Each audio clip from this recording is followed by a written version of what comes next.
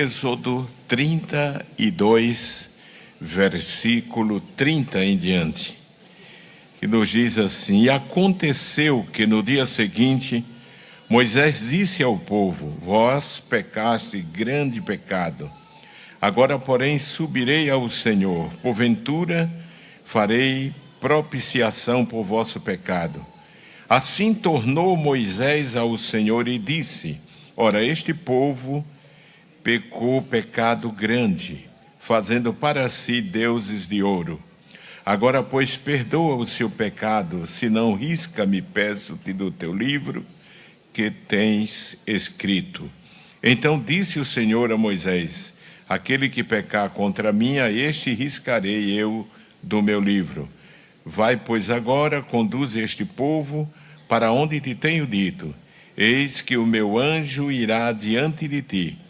Porém, no dia da minha visitação, visitarei neles o seu pecado. Assim feriu o Senhor o povo, porquanto fizeram o bezerro que Arão tinha feito. Disse mais o Senhor a Moisés: Vai, sobe daqui, tu e o povo que fizeste subir da terra do Egito, a terra que jurei a Abraão, a Isaque e a Jacó, dizendo: A tua semente a darei. E enviarei um anjo adiante de ti, e lançarei fora os cananeus e os amorreus, e os heteus e os ferezeus e os heveus e os jebuseus, a uma terra que emana leite e mel, porque eu não subirei no meio de ti, porquanto és povo obstinado, para que te não consuma eu no caminho. E ouvindo o povo esta má notícia, entristeceram-se, e nenhum deles pôs sobre si os seus atavios. Porquanto o Senhor tinha dito a Moisés: Dize aos filhos de Israel: Povo obstinado és, se um momento eu subir no meio de ti, te consumirei. Porém agora tira de ti os teus atavios, para que eu saiba o que te hei de fazer. Então os filhos de Israel se despojaram dos seus atavios ao pé do monte Horebe. Versículo 12 do mesmo capítulo 33. E Moisés disse ao Senhor: Eis que tu me dizes: Faze subir a este povo, porém não me fazes saber a quem has de enviar comigo. E tu disseste: Conheço-te por teu nome, também achaste graça aos meus olhos. Agora, pois, se tenho achado graça aos teus olhos, rogo-te que agora me faças subir o teu caminho, e conhecer-te-ei, para que ache graça aos teus olhos, e atenta que esta nação é o teu povo. Disse, pois: Irá a minha presença contigo para te fazer descansar. Então disse-lhe: Se a tua presença não for conosco, não nos faças subir daqui. Quem diz amém, meus irmãos? Amém. Meus amados irmãos, nós tratamos no culto anterior do tema uma companhia imprescindível e insubstituível na nossa viagem. E falamos traçando um paralelo sobre a saída do povo de Israel do Egito e trazendo uma figura do significado que tem esta história, o simbolismo que envolve esta história e a história da igreja. A nossa história, a nossa vida pessoal, a viagem de Israel, um povo redimido da escravidão do Egito, caminhando pelo deserto 40 anos, em direção a uma terra que Deus havia prometido a Abraão, depois a Isaque e, por fim, a Jacó, que foi o pai da nação de Israel. E quando a nação já estava indo em direção à terra prometida, Deus renovou este pacto, esta aliança, esta promessa àquele povo. Por isso, prefiro dizer de que a história, a caminhada de Israel é a caminhada de um povo redimido da escravidão em direção à pátria prometida, a terra de Canaã. E quando nós falamos assim, essa expressão nos faz lembrar muito bem, e não precisa conhecer teologia para entender de que ela é uma figura da história da redenção do povo de Deus, que foi salvo e remido e escapou da escravidão do pecado e que está caminhando no deserto deste mundo em direção à terra prometida. Quem diz amém, meus irmãos? Quantos aqui estão caminhando em direção à pátria prometida? Amém? A instituição da Páscoa, mesmo na noite que antecedeu a saída do Êxodo, é uma figura do sacrifício de nosso Senhor Jesus Cristo, como está escrito na primeira carta de Paulo aos Coríntios, capítulo 5 e versículo 7, que eu não vou ler, porque já li no culto anterior e preciso correr para não repetir o que falei no culto que passou.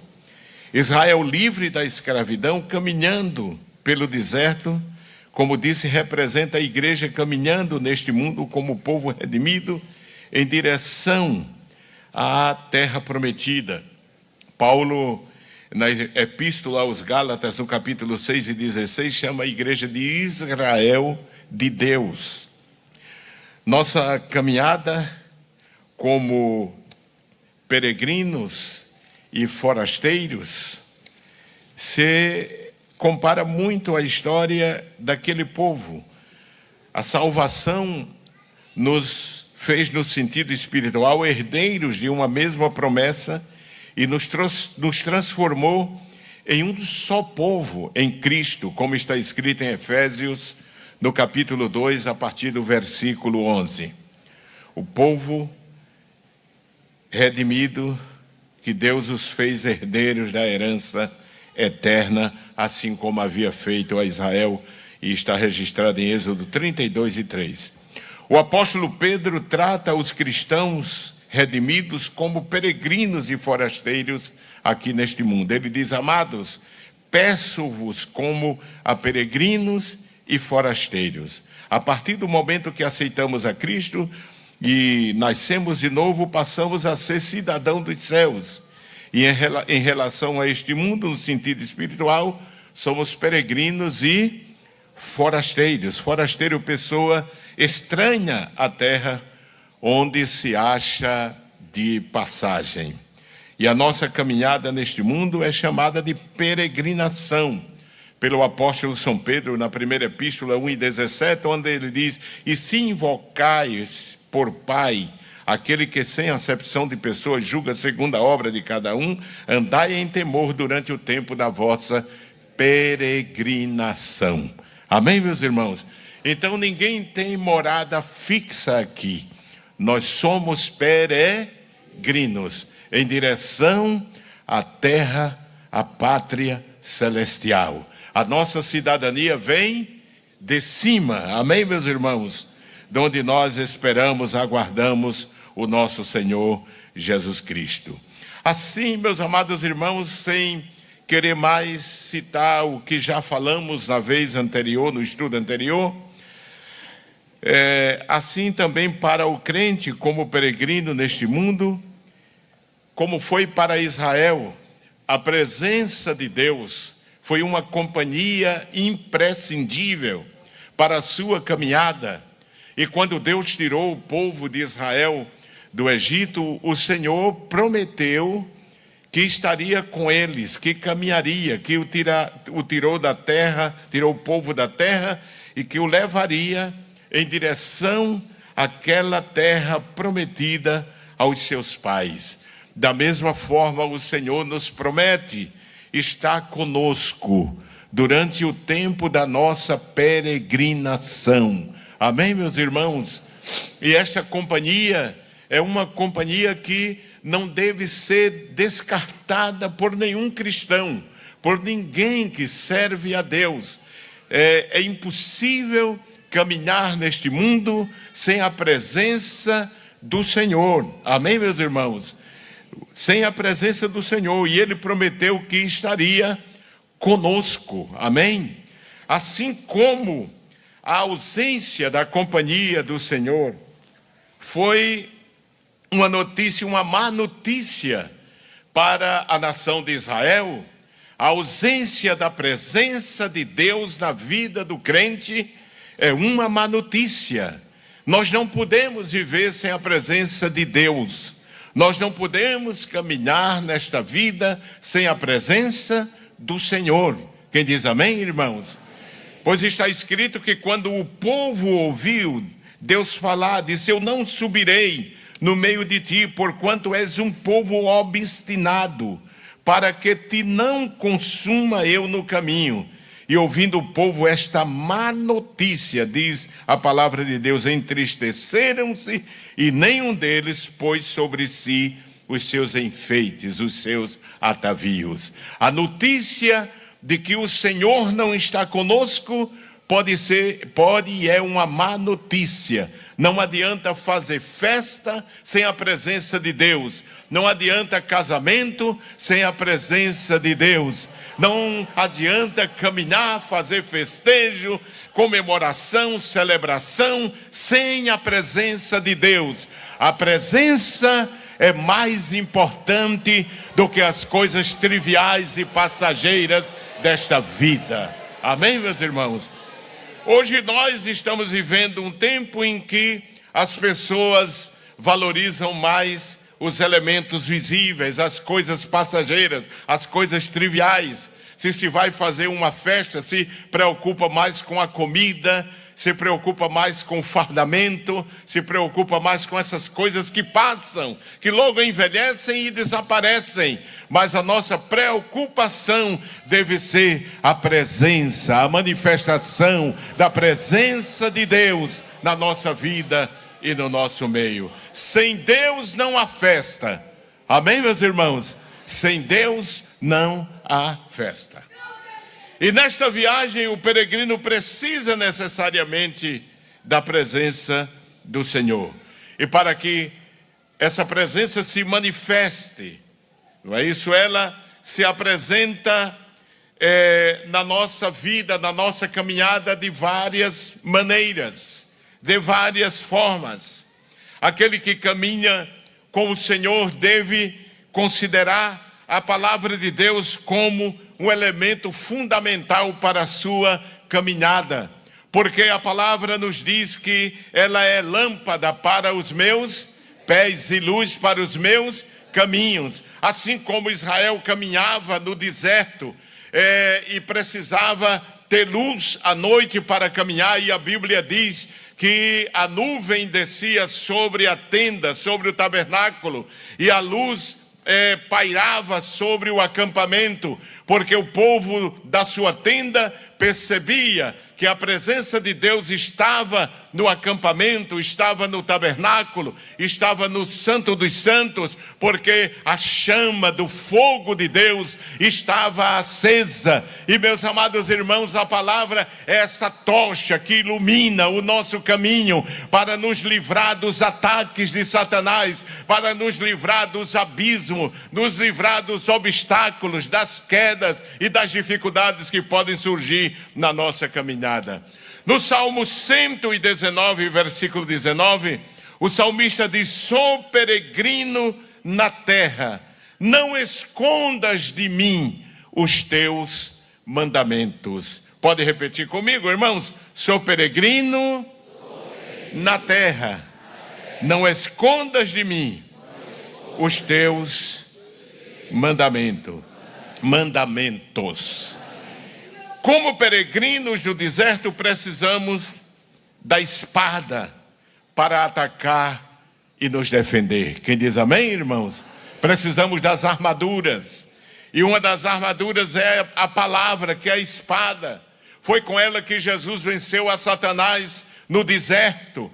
Mateus capítulo 4, versículo 1, está registrado até o versículo 10, como Cristo venceu o ataque do seu principal, ou do seu inimigo. E nós também vencemos quando estamos armados com a palavra de Deus, que é a espada do Espírito. Então, ela é lâmpada para os meus pés e luz para os meus caminhos. Às vezes, quando vou com um motorista numa estrada desconhecida, como no sertão, é isso, e ele vai com a luz baixa, eu digo a ele: meu filho, coloque a luz alta, porque a luz alta ela alcança mais distante, ela vê o obstáculo que está mais distante, está na frente. O salmista diz que a palavra é lâmpada para os meus pés, ela ilumina os meus pés, ela santifica a minha vida, a minha caminhada, mas ela também é lâmpada para os meus pés e luz para o meu caminho. Ela mostra o perigo, ela mostra as curvas que o caminho tem, as dificuldades, os obstáculos. Ela mostra de forma mais objetiva e distante os perigos que podem suceder na nossa caminhada. E enquanto caminhamos aqui e a presença de Deus permanece na nossa vida, precisamos viver de acordo com a palavra. Amém, meus irmãos? Mas não só a palavra. Quem caminha e quer que a presença de Deus permaneça na sua vida, precisa de um companheiro, que Jesus disse que ele iria. Ele disse: eu vou para o Pai, mas eu enviarei a quem? Outro Consolador. Não vos deixarei órfãos. E o Espírito Santo foi enviado não para falar de si mesmo, mas para manifestar o Senhor Jesus Cristo na nossa vida. A presença de Deus, ela é manifestada na nossa vida pela presença do Espírito Santo. Amém, meus irmãos? Jesus disse: ele nos guiará. Assim como a nuvem, ela guiava o povo. Vamos ler, Números capítulo 9 e o versículo 15. Números capítulo 9 e o versículo 15. Nos diz assim a palavra de Deus: e no dia de levantar o tabernáculo, a nuvem cobriu o tabernáculo sobre a tenda do testemunho, e a tarde estava sobre o tabernáculo, como uma aparência de quê? De fogo até amanhã. Assim era de contínuo. A nuvem o cobria e de noite havia o quê? Aparência de fogo.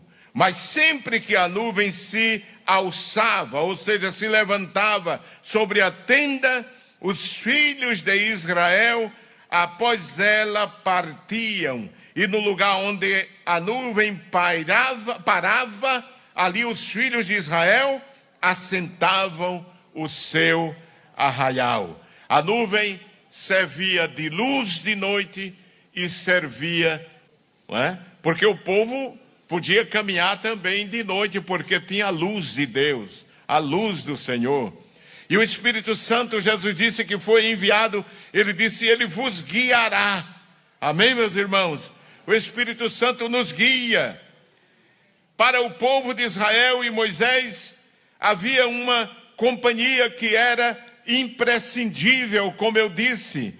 Desde o início da saída do povo, Moisés recebera a garantia da presença de Deus naquele projeto que ele desempenharia. Ele seria o guia, ele seria o líder da nação, ele seria o instrumento que Deus utilizaria para tirar o povo da escravidão.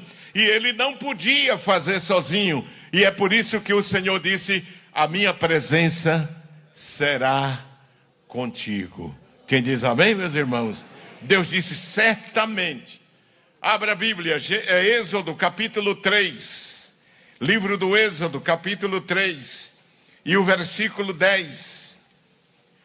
Capítulo 3 e o versículo 10 de Êxodo. Nós lemos aí quando a palavra do Senhor nos diz assim, 3 e 10. Diz assim: vem agora, pois, e eu te enviarei a Faraó, para que tires o quê? O meu povo, os filhos de Israel do Egito.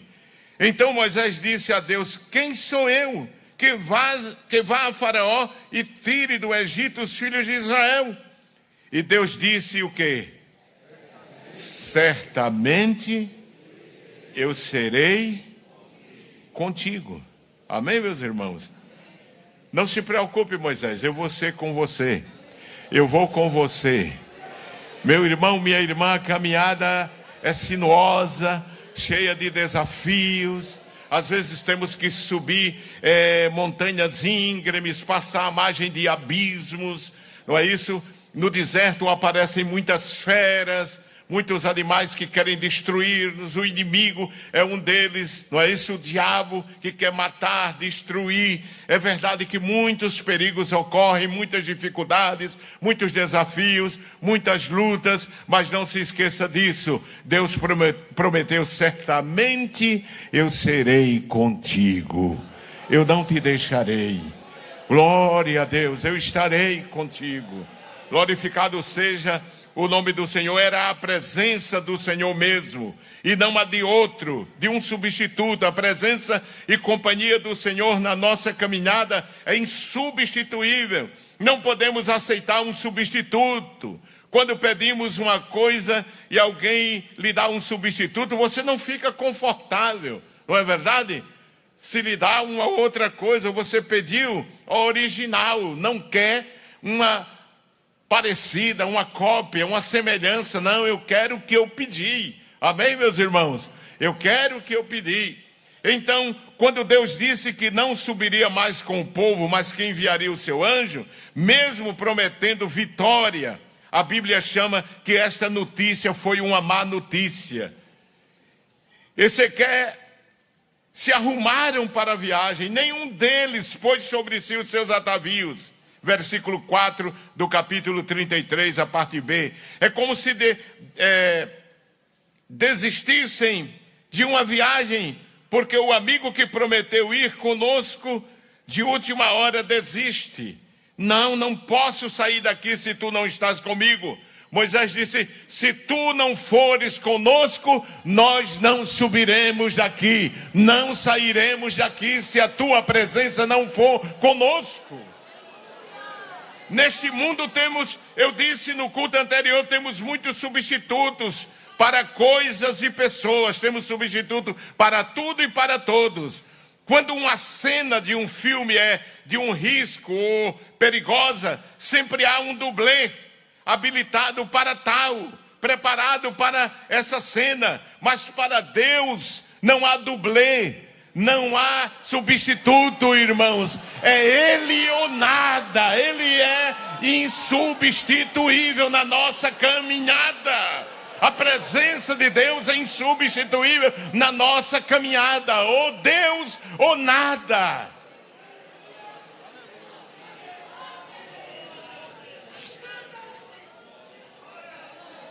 No capítulo 33, como já lemos, havia uma notícia desagradável. Deus disse que não irá. Eu enviarei um anjo. Moisés disse: tu não disseste quem é que vai comigo? Mas ninguém pode substituir a presença de Deus. O povo havia saído do Egito e Deus havia protegido o povo até ali.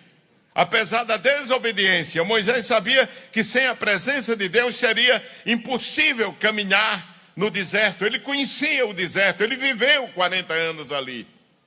Como estrangeiros e peregrinos no deserto deste mundo, devemos ter essa mesma consciência que teve Moisés.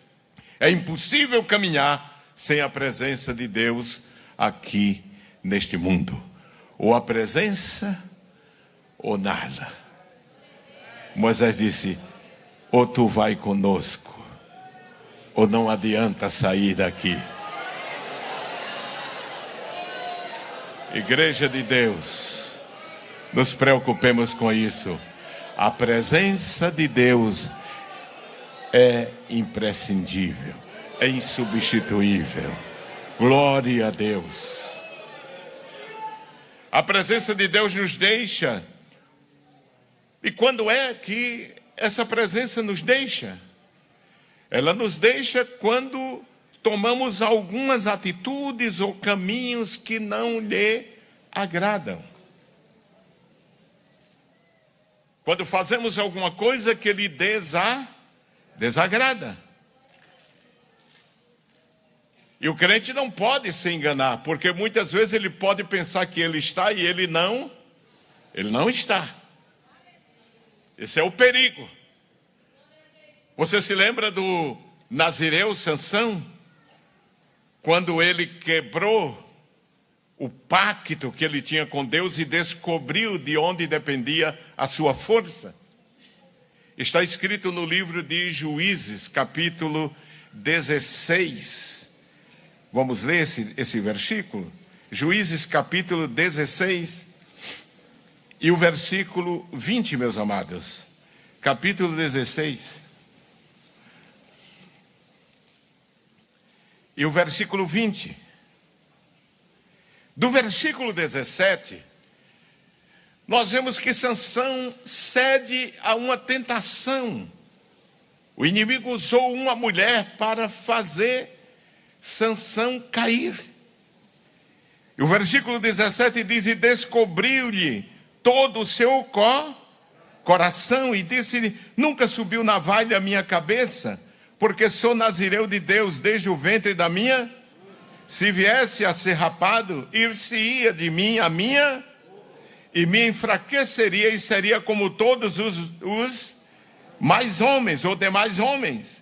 Vendo, pois, Dalila que já lhe descobrira todo o seu coração, enviou e chamou os príncipes dos filisteus, dizendo: subi esta vez, porque agora me descobriu ele todo o seu coração. E os príncipes dos filisteus subiram a ela e trouxeram dinheiro na sua mão. Então ela o fez dormir sobre os seus joelhos e chamou a um homem e rapou-lhe as 7 tranças do cabelo de sua cabeça e começou a afligi-lo.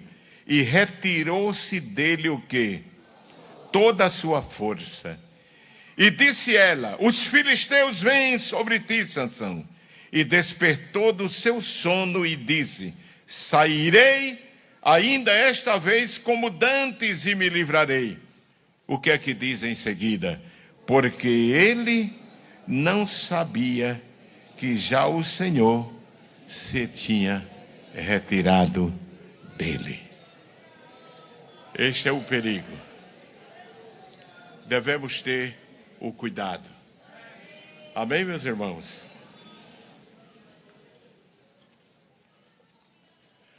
Devemos ter o cuidado. O diabo engana.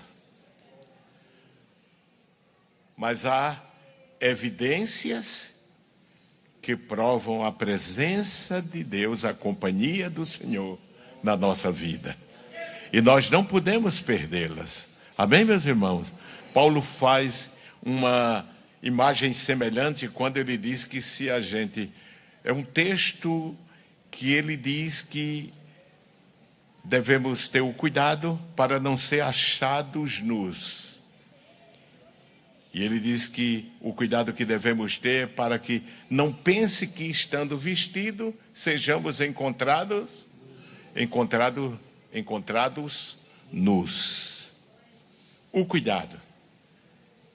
Aí depende do nosso cuidado. Porque na palavra de Deus estão evidências de que o crente deve fazer o possível para não perder a companhia de Deus na sua caminhada. A presença de Deus na nossa vida é uma promessa que Ele fez. Sim ou não, irmãos? Ele fez. Eu estarei convosco. Não vos deixarei órfãos, Jesus disse. E a presença de Deus é uma promessa que Ele nos fez e fez também ao povo de Israel. Deus tinha prometido. Deuteronômio, capítulo 31, o quinto livro da Bíblia, Deuteronômio, capítulo 31. Abra a sua Bíblia, capítulo 31, versículo 6.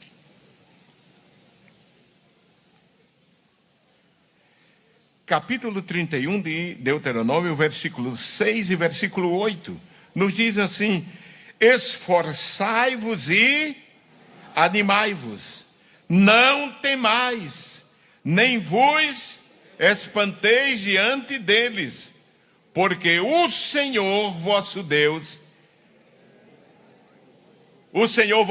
o quê? É o que vai convosco, não vos deixará, nem vos desamparará. Não tema, vocês não vão caminhar só. O Senhor estará convosco, disse Moisés. O Senhor estará, Ele será o vosso companheiro na jornada, e Ele fará que a vossa vida seja uma vida vitoriosa. Versículo 8 diz: o Senhor, pois, é aquele que vai aonde? Adiante de ti. Ele será contigo, não te deixará, nem te desamparará. Não temas, nem te espantes. Se Deus está conosco, não temos o que temer, não há espanto, amém? Não há medo, irmãos. O crente não tem medo de gato preto, não tem medo de sapo com a boca costurada, não tem medo de vela preta, vela vermelha, de despacho, não tem medo de nada, porque sobre ele está a proteção, a companhia de Deus, a presença de Deus. Então não temos que temer a nada. A igreja não tem que temer. A igreja não depende de um projeto político. A igreja não depende da promessa de um político, de um projeto econômico. A igreja depende de Deus. E Deus prometeu que nunca deixará ao seu povo, a sua igreja. Ele estará conosco.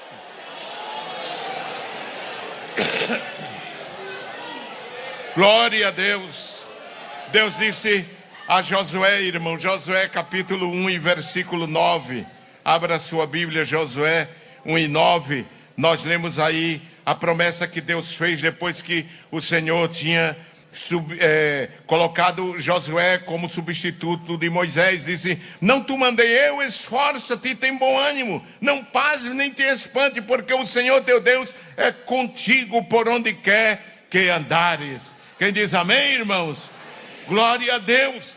O salmista no Salmo 23, ele diz que ainda que eu ande no vale da sombra da morte, o que é que acontece? O que é que acontece? Não temerei. Por quê? Glória a Deus, amém, meus irmãos? Ainda que eu andasse pelo vale da sombra da morte, não temeria mal algum. Por quê? Porque tu estás comigo. Amém, irmãos? Pode vir o que vier, tu estás comigo. Pode vir a dificuldade que vier, tu estás comigo. Jesus prometeu que estaria conosco. Mas também nas Escrituras vemos que o pecado pode fazer separação entre o homem e Deus. E observe, irmãos, que o que tinha feito com que Israel perdesse a presença de Deus,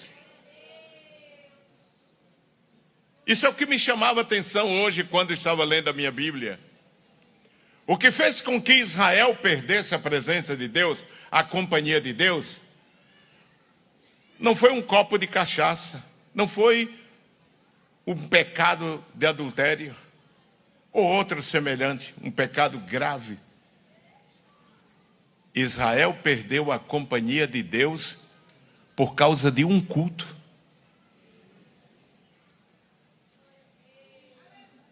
Por causa de um culto.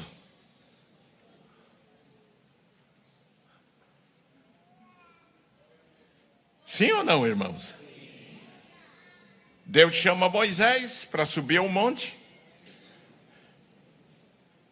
E Moisés, depois de 6 dias que está lá em cima com Josué, Deus, eu citei no culto passado, Deus diz a Moisés, venha para cá, Moisés. E ele entra na nuvem. Eu disse que ele entra na obscuridade de Deus. Ele entra no... Eu disse até, usei até uma analogia aqui, né?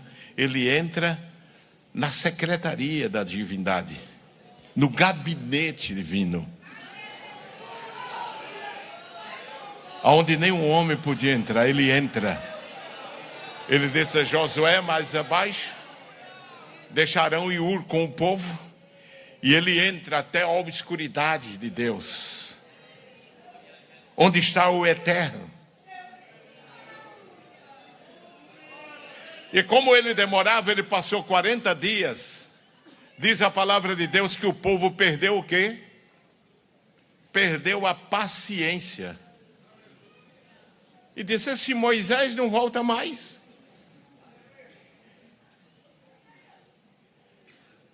E com eles estava um Arão, que era frouxo, me permita a expressão. Por isso que Deus não quis ele na liderança do povo, porque ele era frouxo. Deus tem ojeriza a líder frouxo.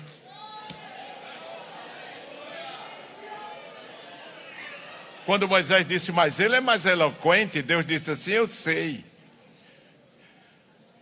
Mas ele vai como profeta e você como Deus. Deus disse isso.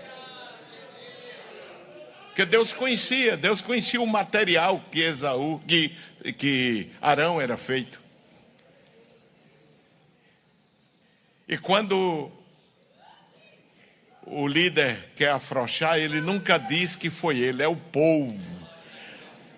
Mas você sabe, hoje é um tempo muito difícil. A coisa está difícil. E se a gente não fizer uma quadrilha gospel, uma escola de samba gospel para ganhar as pessoas, um campeonato evangélico, fica difícil.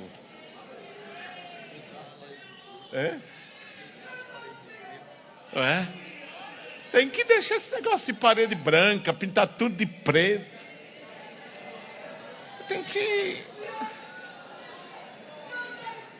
Tem que facilitar. Mas quando eu leio minha Bíblia, a Bíblia nunca manda eu facilitar daqui para lá.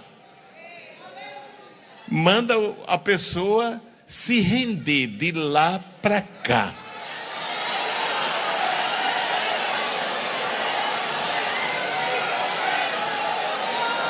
Tem que se render. Deus diz a Jeremias, convertam-se eles a ti, mas tu não te convertas a eles. O mundo não tem modelo, irmão. Eu não vou copiar o modelo do mundo para dar um jeitinho. Não. O modelo daqui é o modelo do céu, é o modelo da palavra, é o modelo do reino. A igreja, ela tem a sua contracultura, que combate a cultura do pecado. Ela não pode ceder. E Arão, quando Moisés desce,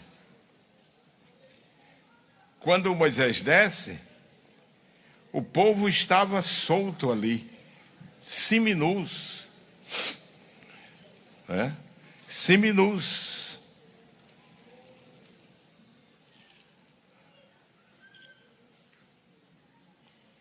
O povo estava sem controle, irmãos.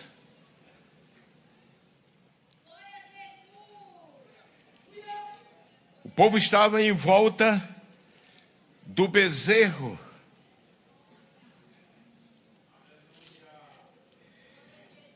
E o povo dançava, o povo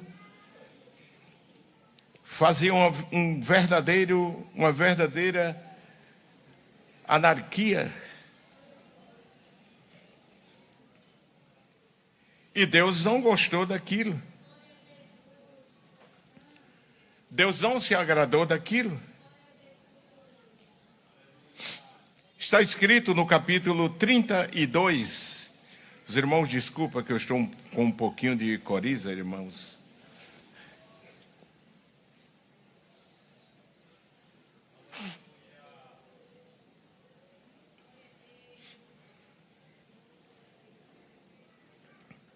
Capítulo 32, versículo 15 diz: E voltou Moisés e desceu do monte com as suas tábuas e o testemunho na sua mão, tábuas escritas de ambas as bandas, de uma e de outra banda escritas estavam. E aquelas tábuas eram obra de Deus. Também a escritura era a mesma escritura de Deus, esculpida nas tábuas. E ouvindo Josué a voz do povo que jubilava, disse a Moisés: alarido de guerra há no arraial. Porém ele disse: não é alarido dos vitoriosos, nem alarido. Moisés é quem diz, né? Não é alarido dos vitoriosos, nem alarido dos vencidos, mas o alarido dos que cantam. Eu ouço. Era um culto. Mas eles estavam adorando a quem, irmãos? A Deus? A um bezerro.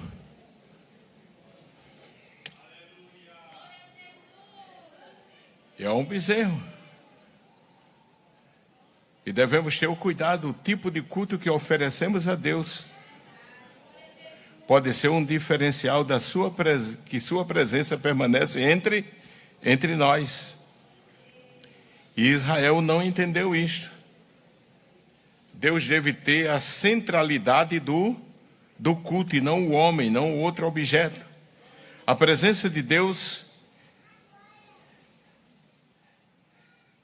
é um gesto do ato da graça e da misericórdia divina. Amém, meus irmãos? Ninguém merece, porque a sua santidade é inconfundível. Deus disse: se eu for no meio do povo, eu vou destruir o povo, porque a minha presença é santa. Não é assim, irmão? Minha presença é santa, minha companhia é santa. Não é?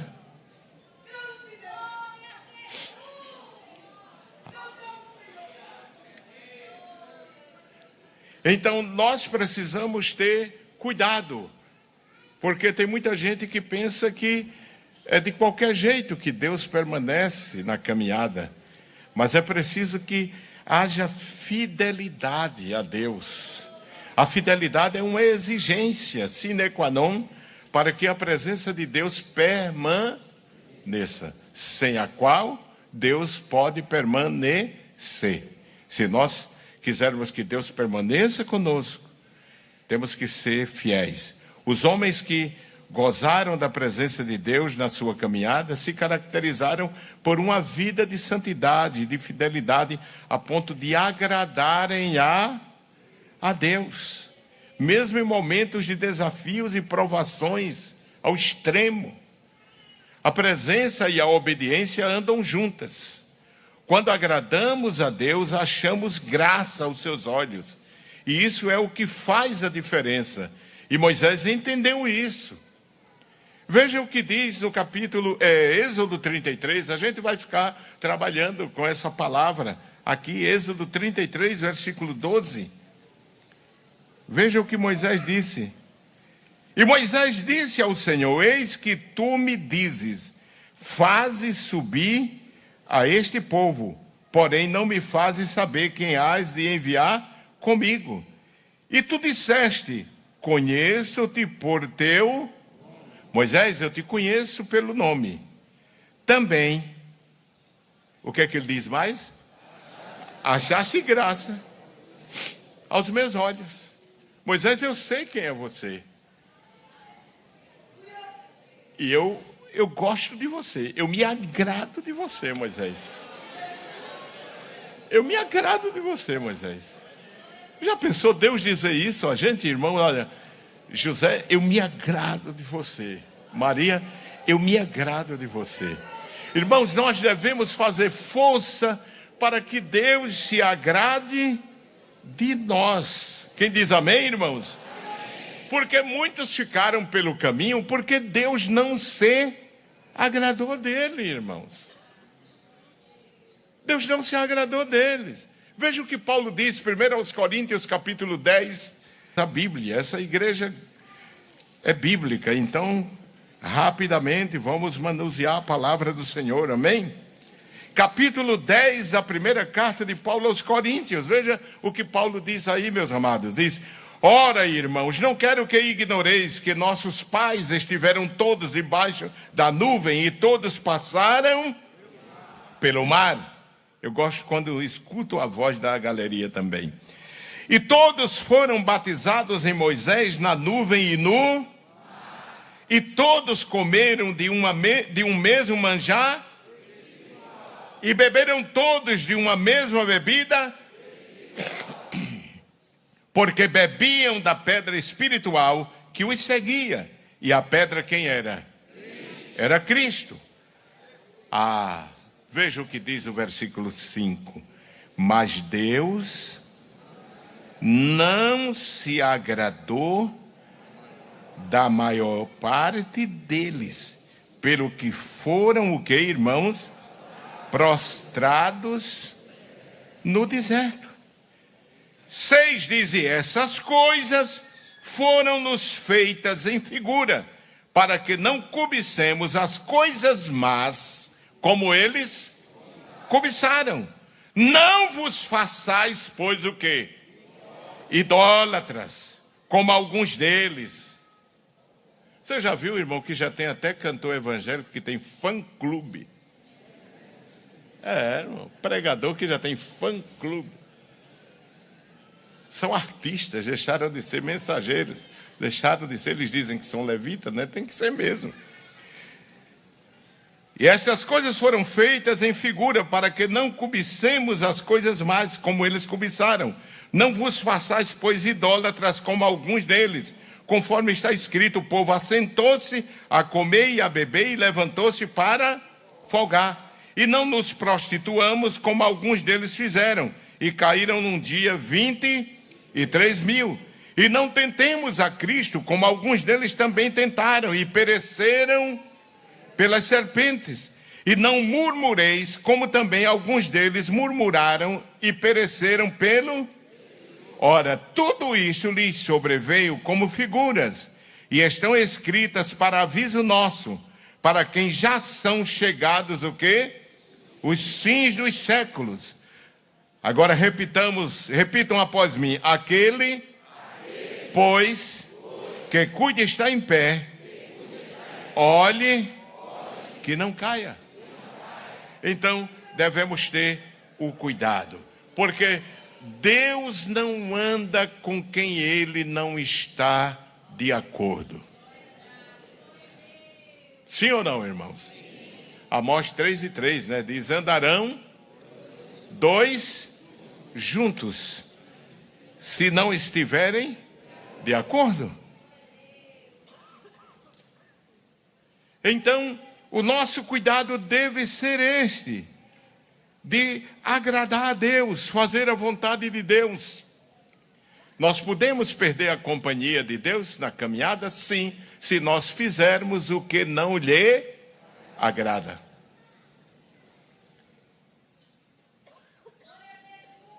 Amém, meus irmãos? A presença de Deus na nossa caminhada depende da forma como nós agimos. E se nós procurarmos agradar-lhe, ser agradável, Ele vai aceitar a nossa companhia. Amém, meus irmãos? Ele vai aceitar. Se Ele pode participar das nossas conversas, se Ele pode participar das nossas atitudes, Ele vai estar conosco. Por isso que quando Jesus chegou perto daqueles 2 discípulos de Emaús, a primeira coisa que ele perguntou: o que é que vocês estão falando? O que é que vocês estão conversando aí? As Escrituras nos dá diversos exemplos de homens que experimentaram a presença de Deus enquanto caminhavam sobre a terra. Nós poderíamos citar alguns aqui. Alguns fizeram o possível para não perder a presença de Deus. E outros, mesmo debaixo de sofrimento, mas porque foram fiéis, não perderam a presença de Deus. A Bíblia fala de Enoque. Uma das frases mais célebres da história de Enoque é: e andou Enoque com Deus. A Bíblia diz que ele viveu 365 anos. E em todos estes anos, Enoque andou com Deus. E por que para nós, irmão, é tão difícil andar 365 dias? Porque para alguns de nós é tão difícil andar com Deus 365 dias. Quando Enoque andou com Deus 365 anos. E a geração dele não era uma geração fácil. Era uma geração corrompida, pecadora. Tem 2 Enoque na Bíblia: o Enoque do capítulo 4 de Gênesis, que é descendente de Caim. Mas o Enoque que eu estou falando é o Enoque do capítulo 5, 6 e 7, que é o Enoque descendente da família de Sete e Enos. Ele andou com Deus. Aquele primeiro Enoque é um símbolo do crente carnal, do crente que não vive com a sua vida dirigida pelo Espírito. O Enoque, descendente de Caim, invejoso, homicida, que oferece o que Deus não se agrada. Mas o segundo, o sétimo depois de Adão, é o Abel, que andou com Deus. Quem diz amém, irmãos? Que andou com Deus. Por que ele andou com Deus? Porque ele buscou agradar a Deus. Veja o que diz Hebreus, capítulo 11. Abra sua Bíblia. Hebreus, capítulo 11.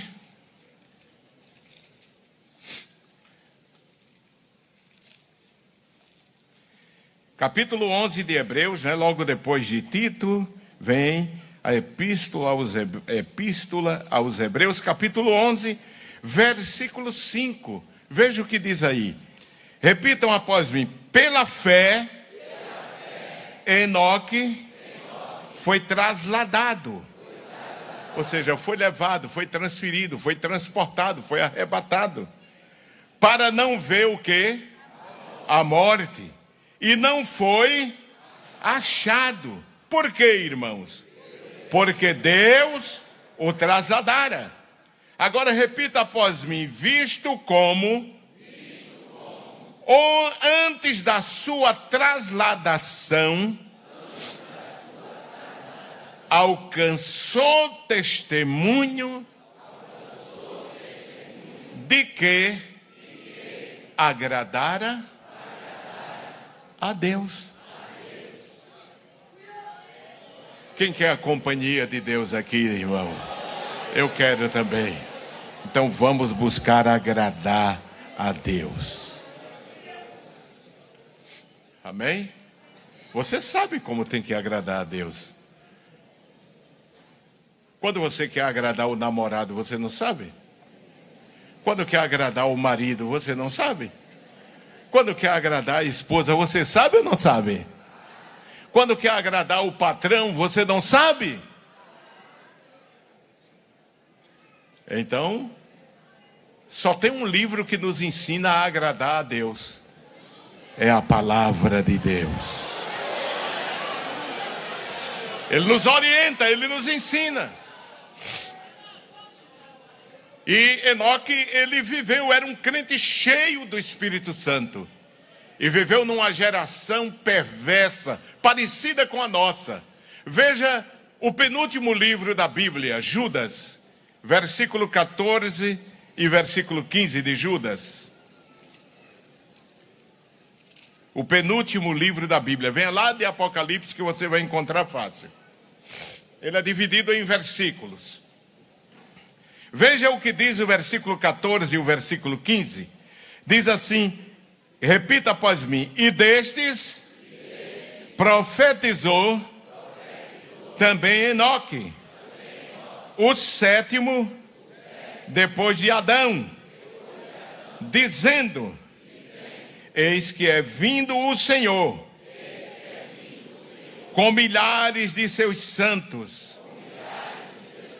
para fazer juízo contra todos e condenar dentre eles todos os ímpios, por todas as suas obras de impiedade que impiamente cometeram, e por todas as duras palavras que ímpios pecadores disseram contra ele. Essa era a geração dele. É possível viver no meio de uma geração ímpia, agradando a Deus?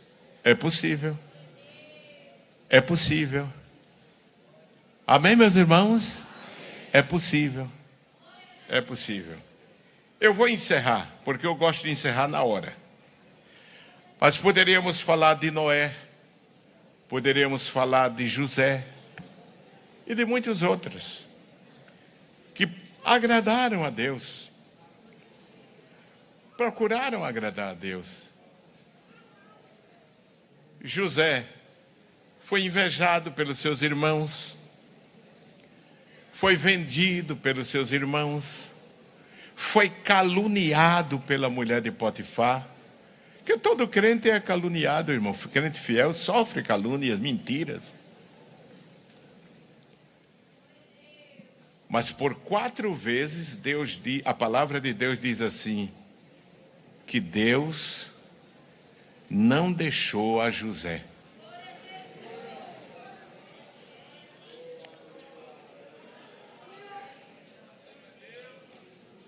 Deus não deixou a José.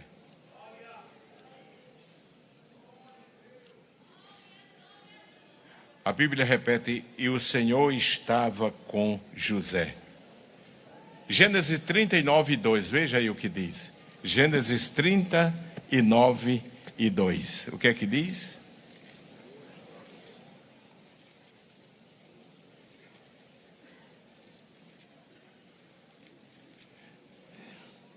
Trinta e 2 de Gênesis.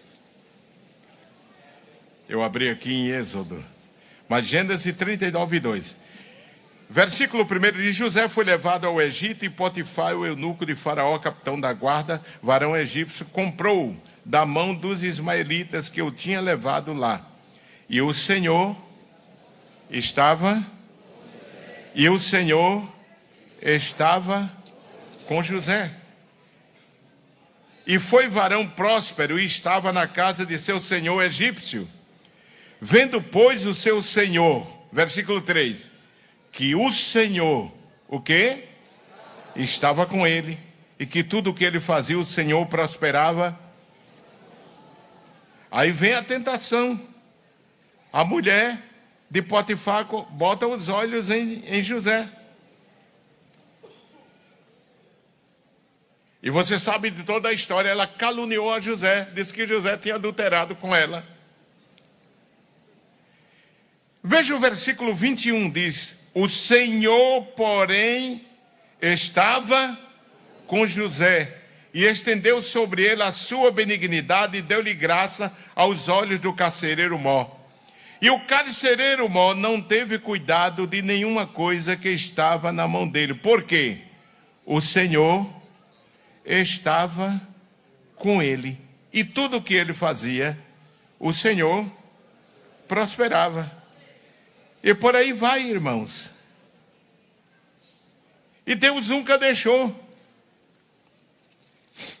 O Senhor nunca deixou José. Foi caluniado, foi preso, lançado na parte mais profunda, no calabouço. Mas quando chegou lá, Deus colocou José como cabeça. Todos respeitavam a José e sabiam que Deus estava com José, apesar da calúnia que ele tinha sofrido. Não podiam negar que Deus estava com José. Amém, meus irmãos? Então, agrademos ao Senhor e Ele nunca nos vai deixar. Quem diz amém, irmãos? Vamos parar por aqui.